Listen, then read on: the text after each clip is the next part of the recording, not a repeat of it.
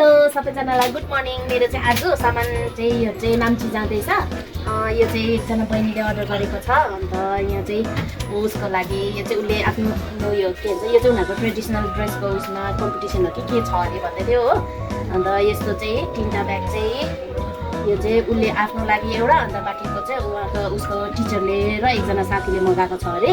अन्त यो दुईटा चाहिँ एकजना उसको सरको लागि, एकजना उसको लागि, अन्त एकजना उसको साथीको जो कि उनीहरूसँगै कहाँनिर वेस्ट सिक्किममा कहाँनिर ट्रेडिसनल के उसको पार्टिसिपेट छ अरे गर्ने अरे। अन्त त्यसको लागि चाहिँ उहाँको लागि हो। अन्त यो दुईटा चाहिँ उहाँको कलेज फ्रेन्डको लागि अरे हो यो र यो चाहिँ यो सनफ्लावर ब्यागहरू चाहिँ। अन्त मैले चाहिँ उहाँलाई चाहिँ अब यत्रो लम्बिनेछ भनेर चाहिँ मेरोबाट चाहिँ दिनु चाहिँ केही छैन बहिनीलाई हो। अन्त सानो गिफ्ट हालिदिएको छु यहाँभित्र। अन्त सानो एउटा चिज हालिदिएको छु। यो चाहिँ उहाँलाई मेरो तर्फबाट गिफ्ट हो यत्रो अर्डर गरिदिएकोमा।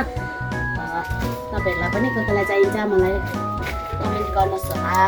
हुन्छ, थ्याङ्क यू। अन्त त्यो बाइक अरू कुनै चाहिन्छ भने पनि मलाई कमेन्ट गर्दा हुन्छ। बेबी स्वेटरहरू यो कुनै पनि चाहिँ टोपी मच्चाहरू केही चाहियो भने पनि हामी गाडीमा हालिदिन्छु।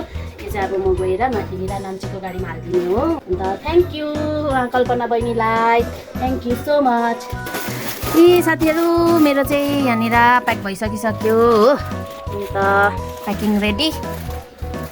अब गाडीमा चढ्नु मात्रै बाँकी छ हो। गाडीमा हालेर मलाई फोन गरेर भनी मात्रै दिनुहोस् न भनेको छ। Packing ready, thank you.